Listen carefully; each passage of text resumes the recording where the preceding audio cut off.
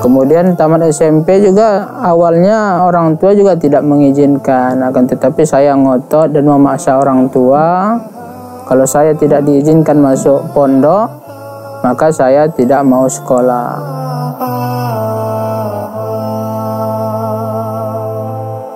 Kemudian ini cerita gejolaknya nih. Ya. Nah, cerita gejolaknya pas pertama kali masuk gimana tuh? Setelah saya daftar, waktu itu ya dengan minta tolong dengan Super Travel ya untuk diantar alamat, sempat nyasar, sempat ke Simpang Kayu Besar ya. Kelewat gitu ya. Karena sama-sama belum pernah kemari. Akhirnya ketemu juga, saya sampai mandi, sarapan sebentar. Belum selesai sarapan sudah bel menunjukkan waktu ujian. Masuk ujian. Pas waktu ujian ternyata saya nggak bawa pulpen nih. Ini momen penting ya. Ya, karena saya nggak tahu dulu. Saya hanya modal nekat saja, modal yang penting berangkat gitu ya. Saya nggak bawa pulpen nih. Akhirnya saya minjamlah pulpen salah satu peserta ujian juga. Saya pinjam punya kawan, dan ternyata kawan itu adalah dari Aceh Singkil juga. Saya tahunya setelah selesai ujian, cerita siapa nama, dari mana, dan beliau sekarang sudah menjadi pegawai di Salam TV. Salman. Masya Allah. Kami sama-sama dari Singkil, tapi ketemunya di As-Sunnah nih. Setelah selesai ujian, ketika saya pinjam pulpennya. Jadi merasa lebih dekat lagi lah. Lebih dekat lagi gitu. Ada orang satu kampung kan istilahnya. Setelah ujian, tunggu pengumuman beberapa hari, alhamdulillah lulus. Saya dan akhuna Salman sama-sama diterima di Mahat Ali As-Sunnah atau Akademi As-Sunnah pada waktu itu sebelum menjadi Stai As-Sunnah. Nah itu pergejolakan tadi tuh, pergejolakan antara kebiasaan dan akhirnya belajar ternyata tidak sejalan nih gitu. Ya setelah masuk diterima kuliah di Stai As-Sunnah ini memang banyak ya kebiasaan-kebiasaan, amalan-amalan yang dulu sering kita lakukan dan kita anggap menjadi suatu kebenaran, tapi ternyata tidak sesuai dengan sunnah. Seperti ya yasinan setiap malam Jumat. Saya dulu di kampung tuh aktif, termasuk penggeraknya gitu. Seperti maulidan, Isra Mi'raj. Saya dulu sebagai panitia, sebagai panitia gitu, tahlilan itu. Alhamdulillah dulu sebelum masuk ke As-Sunnah di kampung kita sudah punya nama, sudah dikenal orang di masyarakat gitu kan. Kan tetapi ketika masuk di As-Sunnah ternyata yang kita lakukan dan kita yakini selama ini suatu kebenaran tidak sesuai dengan sunnah. Itu nerimanya gimana tuh? Saya pribadi waktu itu masih penasaran ya. Ini alhamdulillah ya. Ini hidayah dari Allah. Banyak juga teman-teman saya waktu itu ketika menghadapi hal yang seperti ini langsung keluar. Angkatan-angkatan saya itu dulu banyak yang keluar gara-gara perbedaan ini gitu. Cuman kalau saya orangnya tidak begitu gampang untuk menerima, tapi juga tidak begitu gampang untuk meninggalkan. Artinya ada riset dulu ya, sedikit gitu ya. Walaupun saya belum bisa menerima, tapi saya tetap penasaran. Apa iya sih tidak sesuai dengan sunnah? Di mana salahnya gitu kan? Yang kita baca Yasin, surah Al-Quran. Yang kita baca gitu ya. Maulid, ceramah agama, selawat gitu kan. Apa iya salah gitu. Maka saya tetap belajar, walaupun saya belum menerima pernyataan ustadz-ustadz dan teman-teman yang lain, tapi juga saya tidak langsung meninggalkan atau menolaknya. Berarti ya lumayan agak panjang juga ya. Ya. Nah itu setelah itu kan pulang kampung nih. Ya. Beda lah, justru jadi beda kan. Ada tanggapan dari orang-orang sana atau dari orang tua gitu dengan perbedaan itu? Saya mendapat tantangan yang paling berat itu ketika semester 4 ya, semester 4 atau semester 5 waktu itu. Ketika Allah Subhanahu wa Ta'ala memanggil ayah saya. Dulu kebiasaan kami di Ma'had Ali, di akhir semester ketika mau Ramadan itu sering mengadakan daurah selama seminggu. Saya tidak tahu di sekarang Stay As-Sunnah apa masih ada daurah menjelang Ramadan. Kalau masa kami dulu itu menjelang Ramadan itu ada daurah selama seminggu, yang dimana para masyayikh dari Arab Saudi datang ke Stay As-Sunnah mengadakan daurah. Lebih kurang selama 1 minggu waktu itu. Waktu itu materi daurah yang terakhir masalah tajhiz mayit. Tajhiz mayit sesuai sunnah. Maka ya saya belajar bagaimana tata cara tajhiz mayit sesuai sunnah. Ya ilmunya masih panas nih kan. Masih semangatnya nih. Setelah daurah, qadarullah 3 Ramadan kalau nggak salah, ayah saya meninggal. Ayah saya meninggal, saya ditelepon dari kampung sore hari. Saya langsung berangkat di malam harinya, waktu Ramadan. Besok pagi subuh sampai di kampung. Karena beberapa hari yang lalu saya baru selesai mengikuti daurah tentang fardu kifayah sesuai sunnah dengan para masyayikh. Maka ini semangat ini masih membara nih. Masih membara sehingga fardu kifayah ayah saya itu langsung saya handle. Saya yang tangani, saya laksanakan sesuai dengan sunnah. Sehingga apa yang saya lakukan tersebut pertama sekali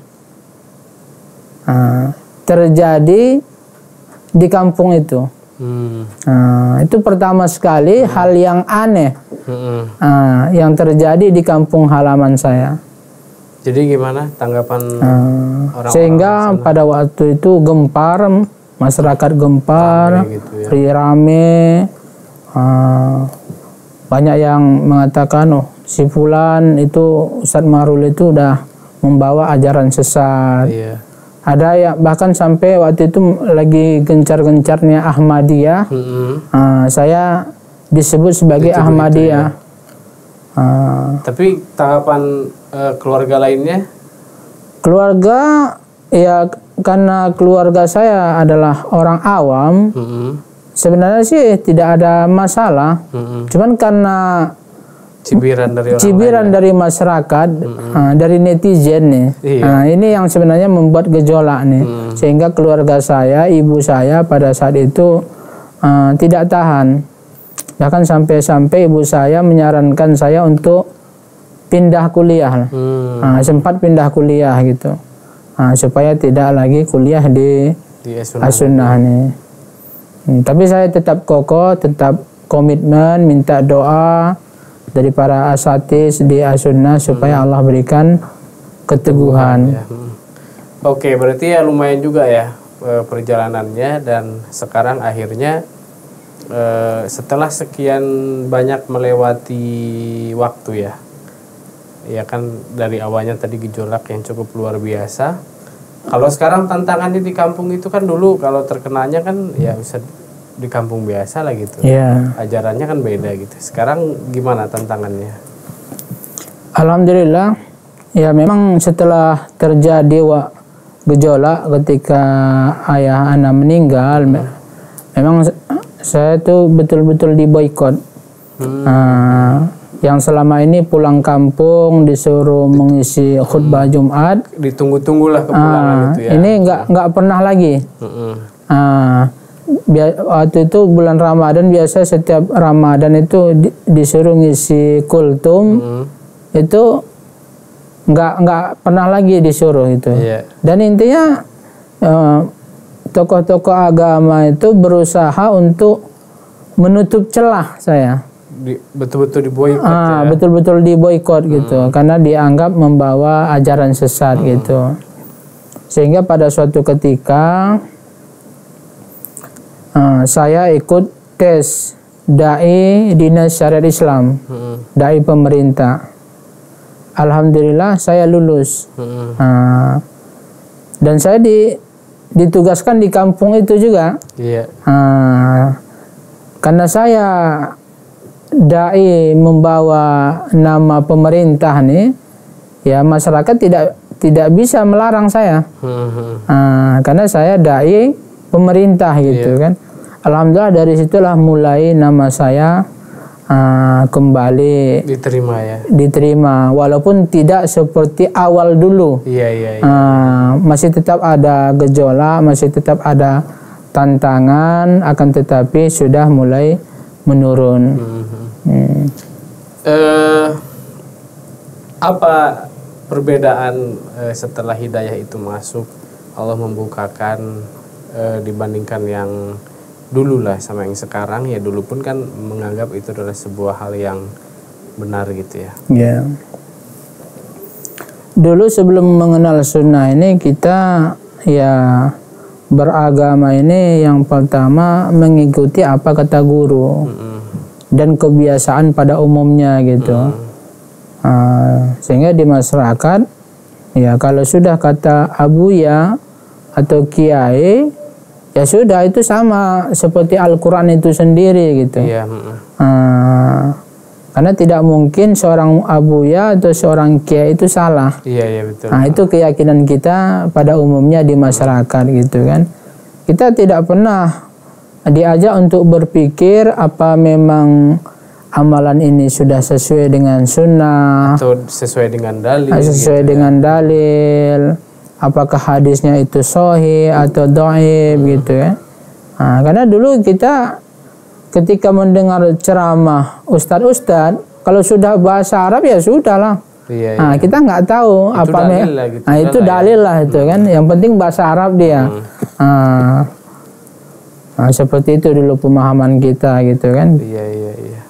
Berarti sekarang pesan untuk kita semua, gimana cara mempertahankan hidayah itu dan juga bersabar dalam mendakwahkannya lah. Ya, saya pesankan yang pertama untuk pribadi saya sendiri dan juga para ikhwan-ikhwan sekalian. Yang pertama ya senantiasa berdoa kepada Allah Subhanahu wa taala. Karena hati ini senantiasa berubah dan berbolak-balik. Ya alhamdulillah sekarang kita sudah mengenal sunnah dan bisa jadi mungkin besok lusa kita berubah kembali. Seperti yang saya rasakan juga sekarang ini, karena saya sudah terjun di masyarakat nih. Ya sudah mulai kendor juga, sudah mulai putur juga gitu kan. Makanya saya kalau ada daurah-daurah di As-Sunnah atau di Medan ya berusaha untuk hadir untuk menambah ilmu. Kalau saya ke Medan, saya senantiasa berusaha menyempatkan diri untuk datang ke As-Sunnah, untuk ketemu dengan teman-teman, sahabat-sahabat, para asatiz, untuk minta nasihat. Betul itu ya, Masya Allah, semoga Allah kuatkan. Dan alhamdulillah sekarang juga saya sedang merintis rumah Quran di Kecamatan Gunung Meriah di Aceh Singkil. Saya berharap dengan melalui Rumah Quran ini saya bisa mendakwahkan sunnah ini kepada masyarakat lebih luas lagi. Masya Allah. Di mana alamatnya Ustaz? Di sekolahnya? Desa Laibutar, Kecamatan Gunung Meriah, Kabupaten Aceh Singkil. Masya Allah. Itu udah berjalan? Alhamdulillah sudah berjalan lebih kurang 1 tahun. Alhamdulillah, semoga Allah mudahkan Ustaz ya. Dan tahun ini saya rencana buka TK. Iya. Saya berkeinginan, bercita-cita kalau bisa mulai dari tingkat TK sampai jenjang perguruan tinggi. Amin, amin. Semoga Yang Allah mudah. bermanhaj sunnah. Masya Allah. Baik Ustaz, terima kasih atas kisahnya, ya waktunya, dan tentunya mudah-mudahan apa yang sekarang antum cita-citakan Ustaz, semoga Allah kabulkan. Amin ya Semoga Rabb. Allah mudahkan juga dan Allah teguhkan dan memberikan kesabaran Ustaz ya, Amin. tentunya memberikan kemudahan. Baik, terima kasih, jazakallahu khairan Ustaz, dan semoga kita dapat terinspirasi semuanya Ustaz. Amin ya Rabb. Assalamualaikum warahmatullahi wabarakatuh. Waalaikumsalam warahmatullahi wabarakatuh.